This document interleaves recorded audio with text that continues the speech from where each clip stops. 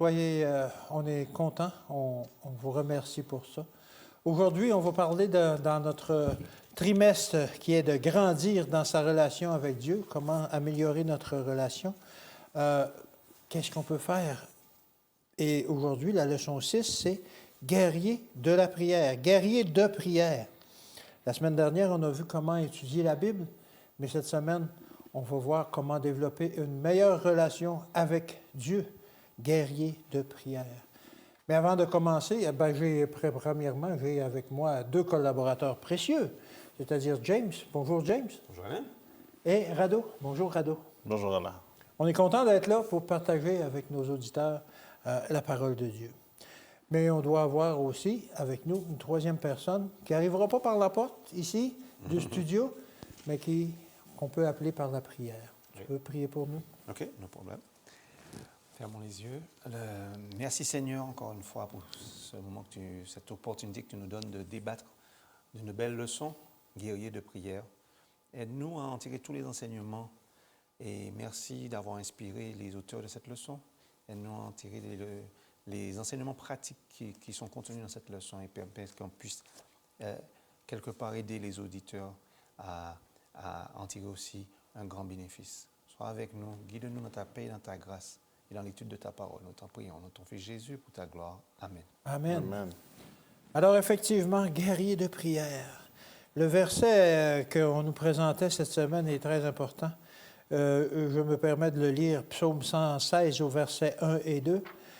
« J'aime l'Éternel, car il entend ma voix, mes supplications, car il a tendu son oreille vers moi, et je l'invoquerai toute ma vie. » Autrement dit, je l'aime parce que je le prie et qu'il me répond, qu'on a une conversation en quelque sorte ensemble. Imaginez un ami que vous avez, que vous êtes un bon ami avec, mais que vous vous parlez une fois par année ou une fois aux 10 ans. C'est difficile de développer une relation avec ça. Ou imaginez votre épouse, tu lui dis « Je t'aime beaucoup, mais il n'y a jamais un échange qui se produit dans la maison. Il n'y a jamais une parole, il n'y a jamais un échange justement gratifiant entre les deux. » De moments partagés. De moments partagés, oui, effectivement. Alors, c'est difficile de conserver un amour avec ça, conserver une connaissance, conserver justement une bonne relation. Dans la Bible, on lit qu'il y a différentes personnes qui ont prié de différentes manières. On pense à Daniel, on pense à Enoch, on pense à Moïse. Et ces personnes-là ont accompli de grandes choses. Ils ont vécu justement dans la présence de Dieu. Ils ont pu grandir avec Dieu. Notre prière n'affecte pas seulement nos vies, mais celles des autres aussi. On peut penser à Daniel qui était en Babylone et sa vie de prière, justement, a influencé tout le royaume et aussi a permis de grandir. Et on retrouve cette histoire encore aujourd'hui. On retrouve les histoires de Daniel dans les livres d'enfants, etc. Et on voit justement comment sa vie a été un témoignage de cette relation-là, de cette vie de prière-là. Pourquoi est-ce qu'on doit prier? Pourquoi prions-nous? Dans Psaume 116 au verset 1 et 2, Psaume 116, verset 1 et 2, ça nous dit ceci. « J'aime l'Éternel, car il entend ma voix, mes supplications, car il a penché son oreille vers moi, et je l'invoquerai toute ma vie. » C'est justement le verset qu'on a mémorisé, le verset à mémoriser qu'on avait au début de notre texte. Mais effectivement que on aime entendre sa voix, et lui, il aime entendre notre voix, nos supplications, car il penche son oreille vers nous, vers moi. Vous imaginez, on va dire, un grand-papa qui a un peu l'oreille un peu usée, on va dire, et avec un peu dur d'oreille, et ses petits-enfants qui penchent l'oreille pour « Qu'est-ce que tu me dis? Qu'est-ce que tu me dis? » C'est un peu la même chose pour Dieu, qui dit qu'est-ce que tu as besoin? Qu'est-ce que tu dis? Qu'est-ce que tu as besoin? Qu'est-ce que tu veux? On ne parle pas ici nécessairement de biens matériels, mais qu'est-ce que tu veux pour grandir? Qu'est-ce que tu veux pour grandir dans la foi? Et il va veiller sur nous pour nous envoyer ces choses-là. Psaume 95, versets 1 à 6. Psaume 95, 1 à 6, ça dit « Venez, chantons avec allégresse à l'Éternel. Poussons des cris de joie vers le rocher de notre salut. Allons au-devant de lui avec des louanges. Faisons retentir des cantiques en son honneur, car l'Éternel est un grand Dieu. Il est un grand roi au-dessus de tous les dieux. Il tient dans sa main les profondeurs de la terre et les sommets des montagnes sont à lui. La mer est à lui, c'est lui qui l'a faite. La terre aussi, ses mains l'ont formée. Venez, prosternons-nous et humilions-nous.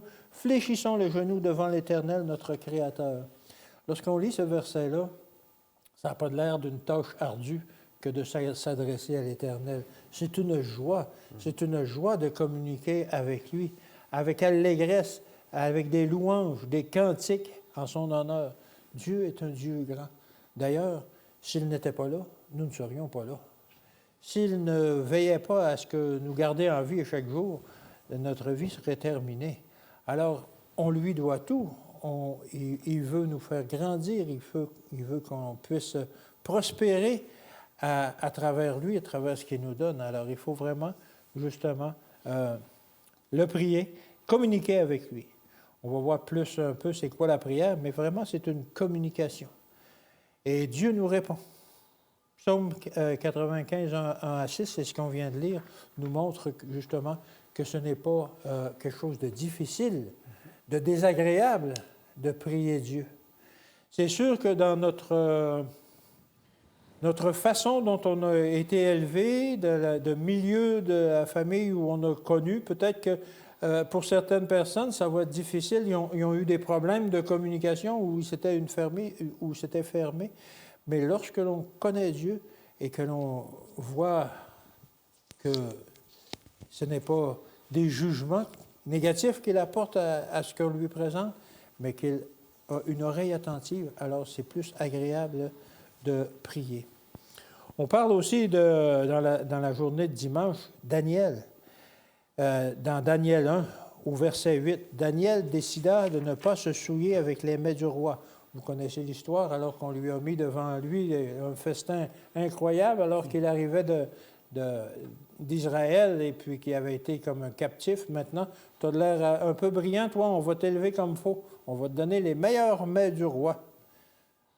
Mais Daniel a dit non. Il dit, moi, donnez-moi de l'eau et des légumes, ça va faire.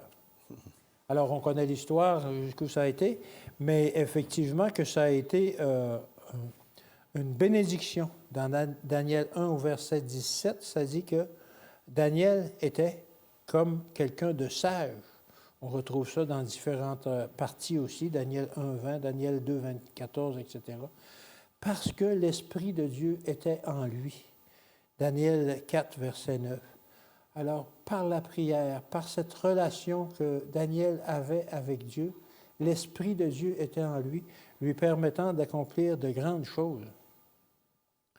Il était aimé dans le ciel. Toutes ces descriptions montrent que cet homme avait un lien fort et durable avec Dieu. Daniel était constamment, chaque jour, en communication avec Dieu par la prière. On le voit aussi à la fin de sa vie, alors qu'il a été confronté à continuer à prier, sinon il risquait sa vie, et il a continué à communiquer avec Dieu. Malgré tout, malgré l'ordre qui était dit qu'il ne devait pas prier d'autre que le roi, Daniel a continué dans sa relation avec Dieu. Alors, on a l'exemple de fidèle Daniel qui n'a pas bronché.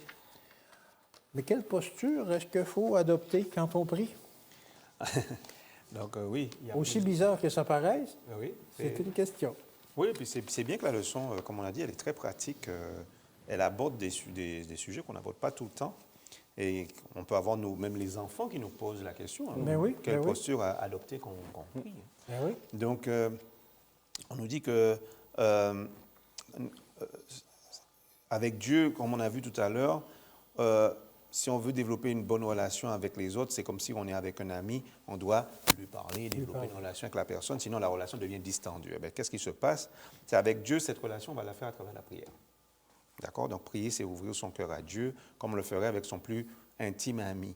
Et là, c'est la servante du Seigneur, Ellen White, qui nous le dit dans le meilleur chemin. Donc, elle dit aussi que le diable, quand nous nous mettons à genoux pour prier le matin, le diable, ça ne lui fait pas plaisir parce que quand nous faisons ça, c'est comme si nous déclarons au diable et aux forces des ténèbres, donc le diable et ses anges déchus, c'est comme si nous déclarons que nous avons pris position pour cette journée. Et ce matin, j'écoutais une méditation qui disait, le Seigneur, des fois, t'équipe un jour à la fois. Oui. Pour cette journée-là, tu es équipé. Oui. Donc, c'est comme si on déclarait de manière physique aux puissances des ténèbres qu'aujourd'hui, nous choisissons Dieu. Et non seulement ça, mais Dieu envoie les anges à nos côtés quand nous prions et nous sommes fortifiés et protégés de l'ennemi. Je vous invite à voir le psaume 91. Donc, le fait de s'agenouiller, c'est un signe de soumission. C'est un signe de soumission. C'est une posture d'humilité. C'est différent que de rester allongé sous son lit ou assis sur une chaise et puis de prier. Mais il ne faut pas non plus blâmer quelqu'un qui le ferait. Il y a des conditions. C'est pourquoi on dit le matin quand on fait le culte, on va faire la prière pastorale. Pour ceux qui le peuvent, agenouillez-vous. Parce qu'il y a des gens qui ont... Par exemple, là, moi, j'ai un lumbago. Je ne peux pas m'agenouiller facilement. Mais il y en a qui ont des conditions physiques particulières, qui ne peuvent pas le faire, tu as eu mal au genou à un moment. Oui. Donc, on ne peut pas dire, ah ben lui, il ne s'agenouille pas, c'est bizarre. Non, il y a quelque chose qui fait qu'il ne peut pas s'agenouiller quand tout le monde s'agenouille. Mais quand on s'agenouille, et qu'on peut le faire, ça indique que notre cœur s'abandonne plus facilement puisque nos corps et nos paroles déclarent que Dieu est souverain. Donc, ce n'est pas le fait de s'agenouiller qui va faire que notre prière est meilleure, mais c'est comme on nous dit, si tu as la foi, mais la foi avec les œuvres, ben là, c'est la même chose. Tu vas prier, mais le fait de t'agenouiller pour prier, ça renforce ta prière. C'est une attitude que tu amènes à Dieu. Tu ne viens pas de façon arrogante. Donc, on nous dit que tu déclares que Dieu est souverain, que nous sommes ses enfants et ses créatures. Alors, on nous a donné un tas de passages à lire pour nous dire, par exemple, pour nous dire, réfléchissez à la vie des individus qui s'agenouillaient pour prier. Dans la Bible, il y en a plein d'exemples. Donc, ils ont donné l'exemple de Daniel, qui s'agenouillait chaque jour, 3 fois par jour, devant la fenêtre en direction de Jérusalem, parce qu'il avait cette espérance-là. On a dans Luc 22, Jésus qui s'agenouillait. On a Étienne qui, pendant qu'il était lapidé, s'est agenouillé. Ça, c'est formidable. Parce que des fois, on sait qu'il a été lapidé, mais le fait que, oui, c'est vrai, la Bible indique qu'il s'est agenouillé pendant la lapidation pour prier, pour ceux qui le maltraitaient, qui le lapidaient. On a Paul qui s'est agenouillé. Mais on a aussi une pratique courante dans les temps bibliques, c'était de prier debout. Et un exemple qu'on nous donne, c'est 2 Chroniques 20, versets 5 à 6. Alors, dans la version Louis II, ça nous dit quoi? Josaphat, ou Jéhoshaphat en anglais, Josaphat se présenta au milieu de l'assemblée de Juda et de Jérusalem dans la maison de l'Éternel, devant le nouveau parvis, et il dit, « Éternel Dieu de nos pères, n'es-tu pas Dieu dans les cieux, etc. » On ne va pas lire le tout. Donc, il fait une prière. Mais on dit, Josaphat se présenta. Ça, c'est la version Louis II. Et c'est pourquoi c'est bon d'avoir Strong, si on le peut, ou une application comme j'ai, d'avoir les versions en anglais, en espagnol. En espagnol, c'est des pièces, des pieds. Donc, il s'est mis debout. En anglais, he stood in the assembly. Donc là, on voit bien qu'il était debout. Alors qu'en français, c'est se présenta. Donc, c'est pourquoi la leçon nous dit, c'est un exemple. Lui, il a prié debout, Josaphat. On nous mentionne aussi David qui a prié debout, etc. Et puis, il y a des mentions aussi de gens qui ont prié alors qu'ils étaient assis. À un moment, on nous parle je crois que c'est dans 2 Rois, de 2 Rois 4, verset 38, les fils de prophètes étaient assis. Donc, on peut chercher parce que 2 Rois, rapidement, 2 Rois 4, verset 38. Parce que là encore, c'est pour que les auditeurs voient bien que là encore, c'est vrai que ça ne saute pas aux yeux quand on lit la version seconde. Élisée revint à Gilgal, et il y avait une famine dans le pays. Comme les fils des prophètes étaient assis devant lui, il dit à son serviteur, « Mets le grand pot et fais cuire un potage pour les fils des prophètes, etc. » Donc là, ça dit bien qu'ils étaient assis. Donc, on nous dit que c'est un des exemples où ces fils de prophètes priaient, mais ils étaient assis. D'autres se couchaient à plat ventre devant le Dieu. On sait que quand David a reçu la nouvelle que son fils avait été couronné, tout ça, il était déjà un peu malade, il était déjà très vieux, il était content d'avoir vu un successeur sur le trône. Il s'est couché sur son lit et il a loué le Seigneur. On sait aussi qu'il y a plein d'exemples où les gens avaient l'habitude de le faire devant des idoles, déjà. Donc là, il le faisait devant Dieu Tout-Puissant. Des fois, il s'allongeait carrément pour prier. Et il y a des religions qui jusqu'à maintenant le font aussi. Ils vont s'allonger à plat ventre. Donc il y a des gens qui le font coucher, et on a des exemples dans la Bible. Donc on nous dit, la Bible ne nous dit pas de prier dans une position particulière. Ce n'est pas écrit dans la Bible, tu dois absolument prier de cette façon-ci. Mais ce n'est pas sans importance car ça reflète notre révérence, nos sentiments intérieurs, comme tu as dit tout à l'heure, notre attitude. Notre attitude vis-à-vis de Dieu. Et notre désir de nous abandonner à Dieu. Parce que c'est vrai que sinon, on prend la position la plus facile qui nous intéresse, alors que là, on montre, non, Dieu, je vais m'agenouiller, je vais prier. Certaines personnes ne peuvent pas se mettre à genoux, alors en définitive, le plus important, c'est la condition du cœur. La Bible nous invite à prier continuellement, ce qui implique constance, persévérance. On a des versets, Colossiens 4, verset 2, Romains 12, verset 12. Aujourd'hui, quand vous serez debout, assis, allongé ou en train de marcher, oui, pourquoi pas. Tournez vos pensées vers Dieu et parlez-lui constamment comme vous le feriez à un ami. Parce qu'on peut être dans une situation où on prie pendant qu'on conduit. On prie, mais on ne va pas fermer les yeux. On prie pendant qu'on marche, etc. Donc, il y a plein de situations où on est obligé de prier. Et moi, ce que j'ai aimé, je vais laisser pour la leçon de lundi, parce que ça nous dit quelle posture adopter, c'est vraiment la prière, des applications pratiques. C'est ne pas faire une prière mécanique, prière routinière. On peut même remplacer des fois une prière par un psaume. C'est faire des prières de gratitude en évitant les généralisations, mais on remercie Dieu pour quelque chose qu'il a fait pour nous dans la journée. Donc ce sont des conseils pratiques qui nous sont donnés. Prière d'espérance. Quand on prie, on nous dit « pensez au retour de Jésus ». De la même façon qu'on nous dit des fois quand tu pries et tu dis « je sais ce qui va arriver à Satan à la fin des temps ». Ah, oui, oui. Et si tu pries à haute voix et tu dis ça à ce moment-là, Satan, ça ne lui fait pas plaisir du tout. Ça ne lui fait pas plaisir. Et on nous dit en quatrième, prier dans un lieu spécial comme il a fait Daniel, dans un lieu qui est... Des fois, il y a eu même le film, un film religieux là-dessus, The Prayer Room, la salle de prière, la chambre de prière. Et on nous dit, prenez l'habitude, moment d'humilité, de vous agenouiller quand vous priez. Prenez l'habitude de le faire. Ça peut être près de son lit, on s'agenouille le matin, le soir. Après, quand on mange, on peut être assis et puis on prie pour le repas. Oui. Mais prenons l'habitude de prier, regardons la vie de prière de Daniel. Un moment d'humilité avec Dieu, un moment de symbiose, on va dire, de communication intime avec Dieu. Exactement. Enoch, maintenant. Enoch, tu peux nous présenter Enoch. Donc, je continue cette leçon dans le sens où cette leçon parle de guerrier, de prière, c'est-à-dire, en fait, c'est des exemples dans la Bible qui nous permettent de voir quelle était leur attitude dans la prière et qu'est-ce que ça nous enseigne par rapport à la relation avec Dieu à travers la prière. Dans la Bible, il y a très peu de passages qui parlent d'Enoch. Enoch, c'est 3 versets dans Genèse. Genèse 5, 22 à 24. C'est quelques versets aussi éparpillés, 2 ou 3 dans la Bible, mais il n'y en a pas plus. C'est très court. Mais par contre, la leçon d'Enoch parlait vraiment de comment marcher avec Dieu. C'est formidable dans le sens où ça ne se limite pas seulement à la prière, mais dans la vie de tous les jours. Enoch est un exemple de quelqu'un qui, dans sa vie de tous les jours, avait Dieu constamment avec lui. Alors, c'est ça le mot-clé dans la vie de Enoch. Il était dévoué constamment à Dieu. Il marcha avec Dieu pendant 300 ans de sa vie. Et qu'est-ce que ça a eu comme impact pour lui? Le fait qu'il a marché avec Dieu, Dieu l'a pris. Il ne fut plus, selon la Bible, il ne fut plus. Et puis Dieu l'a pris. Puis il était venu avec Dieu. Parce que, oui. Il avait une relation, si je peux il avait une relation tellement intime avec Dieu que Dieu avait voulu continuer la conversation. Tout à fait. Et pourtant, en termes de contexte, on s'entend que le contexte d'Enoch était au moment où, après la création, le monde a commencé Dieu ne pouvait plus supporter le monde. Et c'est dans ce contexte-là où ceux qui étaient autour de lui étaient des bagarres, tout autour de lui était péché. Tout autour de lui était pression pour oublier Dieu. Mais c'est dans ce contexte-là, justement, que plus c'était difficile autour de lui, plus lui, il consacrait du temps à marcher avec Dieu.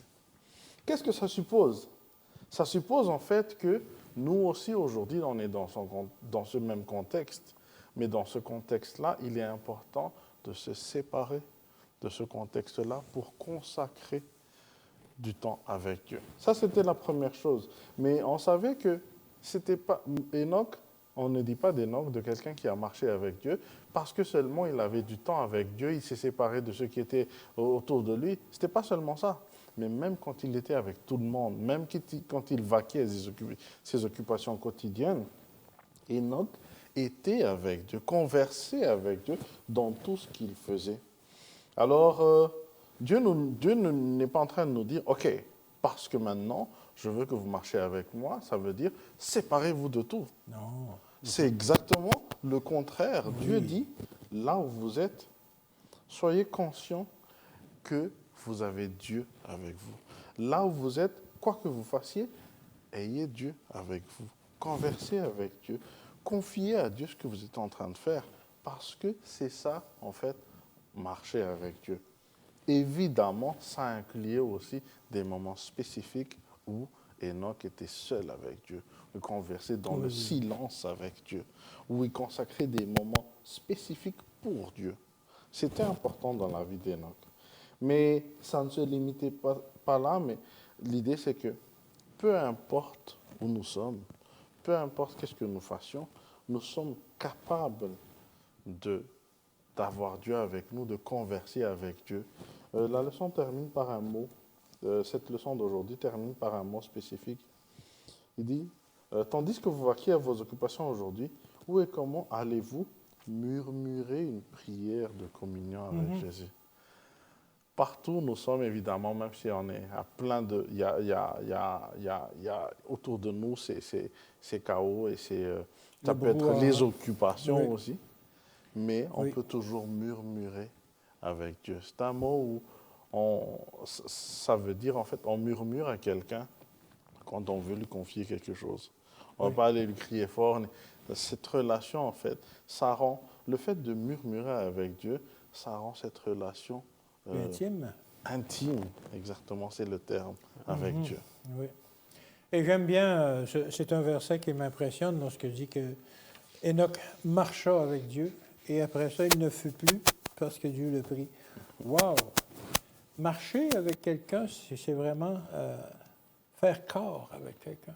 Et on voit dans cette relation-là, entre Enoch et Dieu, une intimité incroyable. Et comme tu l'as mentionné, ben là, on va continuer à jaser, là, Vietnam, directement au ciel. Oui. C'est incroyable, Mais c'est la Bible qui nous le rapporte et c'est un fait. Moïse aussi a été quelqu'un qui a été fort dans la prière puis qui a intercédé pour une nation, pas seulement pour sa famille ou pour lui-même, pour une nation complète. Oui, parce que déjà, Moïse, c'est un type du Christ aussi. Oui. Le Christ, qu'est-ce qu'il fait? Il intercède pour nous. Et, et Moïse, il a eu à intercéder plusieurs fois et il était même prêt quand, à un moment, il a même dit à Dieu, enlève mon nom du livre de vie.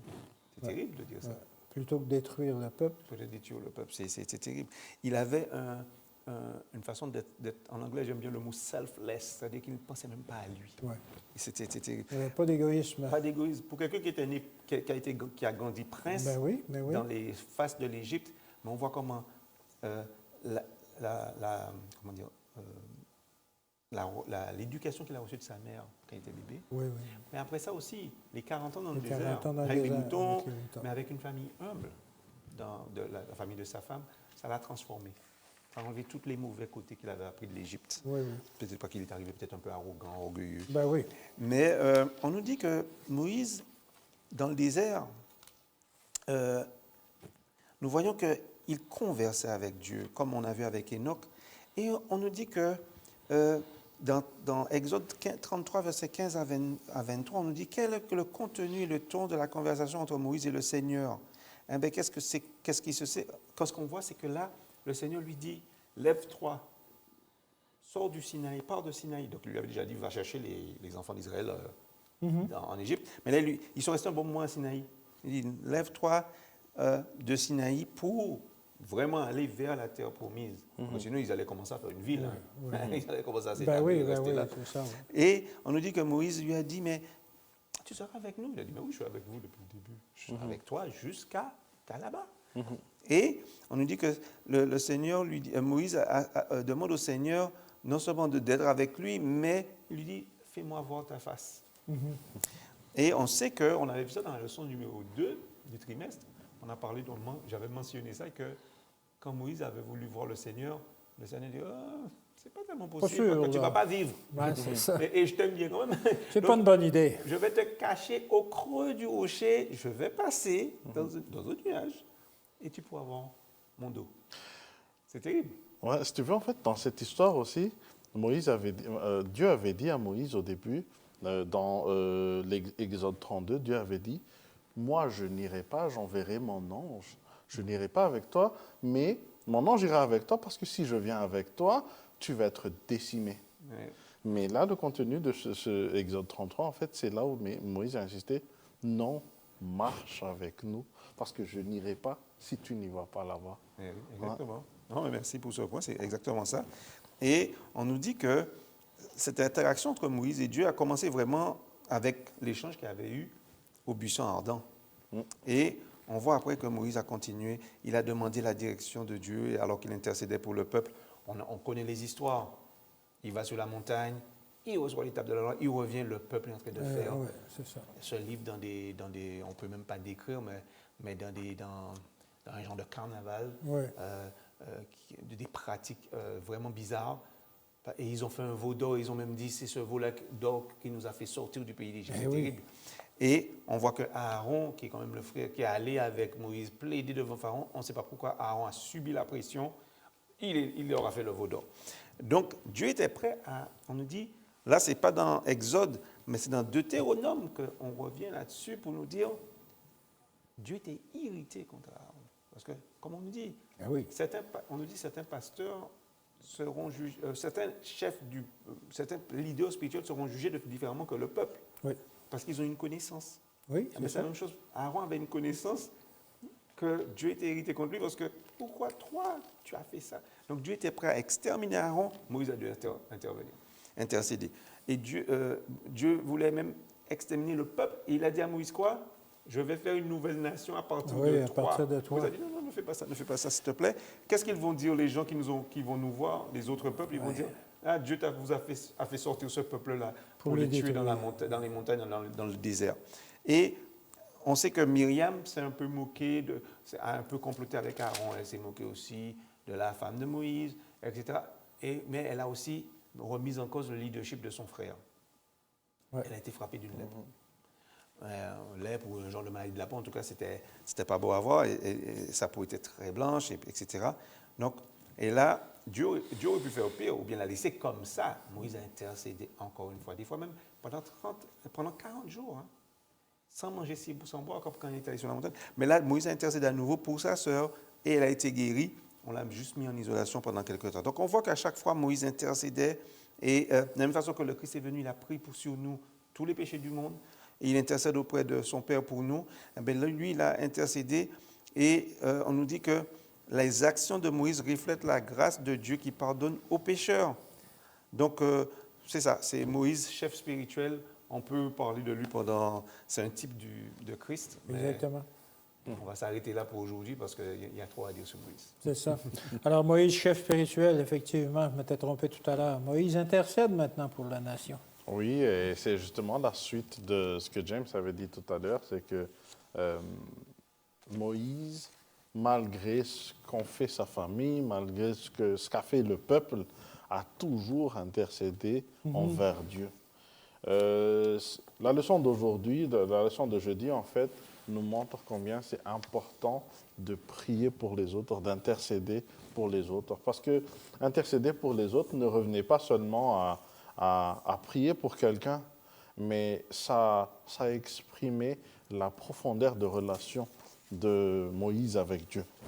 Alors, à part ce que tu avais déjà dit tout à l'heure, James, il a intercédé aussi après que le peuple, par exemple, avait façonné le veau d'or, où le peuple a remplacé Dieu et a fait des festivités pour les idoles. Mais Dieu est prêt à ce moment-là à encore décimer, encore une fois, le peuple d'Israël, ce peuple qui n'en fait qu'à sa tête, qui ne voulait jamais, en fait, se soumettre à Dieu. Mais Moïse il a encore intercédé une autre fois. Bon, ça revient exactement au fait où Moïse est comme Jésus, Oui, où oui, c'est il intercède pour les hommes, parce que lui, il veut justement, avec sa relation avec Dieu, demander pour ceux qui sont autour de lui, intercéder pour que Dieu réagisse et change en fait les conséquences de ce qu'il doit faire normalement pour ces gens-là. Alors, pourquoi c'est important qu'est-ce que ça a révélé le fait que Moïse intercédait pour les autres? Euh, D'abord, on avait dit tout à l'heure que c'est parce qu'il avait déjà une relation profonde avec Dieu. Mais pourquoi cette relation-là? Et alors là, la leçon de jeudi liste les caractères de Moïse et cette relation que Moïse avait avec Dieu. La première, c'était que Moïse aimait profondément Dieu. Il aimait Dieu et il avait une image, il connaissait très bien le caractère de Dieu. Avec ça, ça lui permettait justement d'aller demander à Dieu comment, comment demander à Dieu pour les autres. Moïse aussi était fidèle. Il s'accrochait à Dieu dans les hauts et les bas. Il était toujours avec Dieu. Il confiait à Dieu chaque fois qu'il avait quelque chose à faire, qu'il avait un autre pas de plus pour le peuple, il le confiait à Dieu. Et en même temps, Moïse a rappelé à Dieu chaque fois, c'était quoi l'alliance? Parce que chaque fois que Dieu menaçait d'exterminer le peuple, Dieu rappelle, attention, on a fait une alliance, où en es-tu là? Si tu décimes ce monde-là, l'alliance ne va pas pouvoir se faire. Alors il le rappelait à Dieu.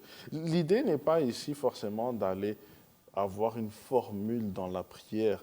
Mais l'idée ici, c'est de comprendre quelle est cette nature de profondeur de relation que Moïse avait avec Dieu, pour que nous aussi, on cultive ces traits-là. Dans notre relation avec Dieu, il est important d'aimer Dieu.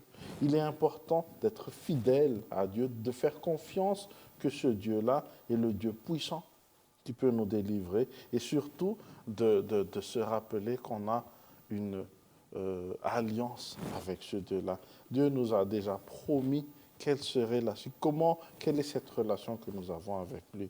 Alors, c'est à travers cette relation-là que, quelle que soit la réponse de Dieu, Moïse s'est toujours soumis.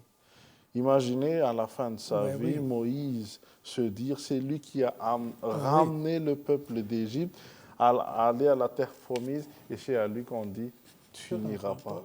Ah oui, ça. Pas pour toi. Est-ce que Moïse a accepté? Pas sur le coup. Il a intercédé avec Dieu. Il a négocié. Mais à la fin, il a eu mieux.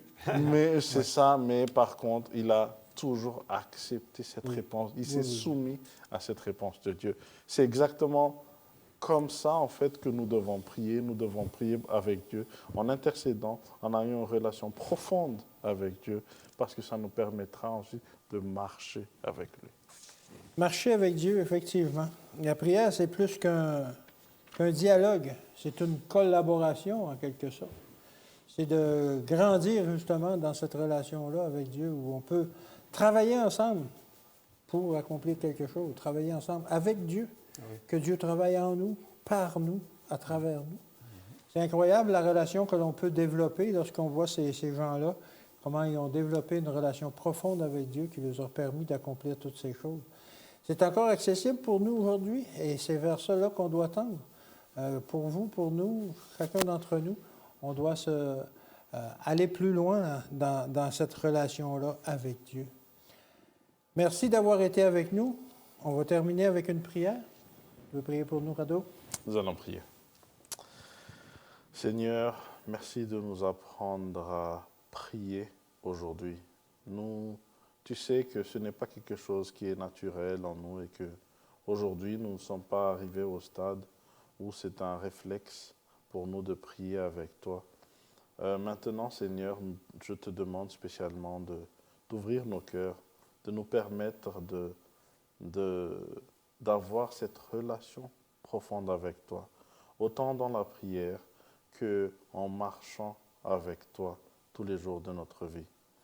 Apprends-nous aussi à avoir une relation plus profonde avec toi, pour que nous puissions intercéder vis-à-vis de toi pour ceux qui sont autour de nous.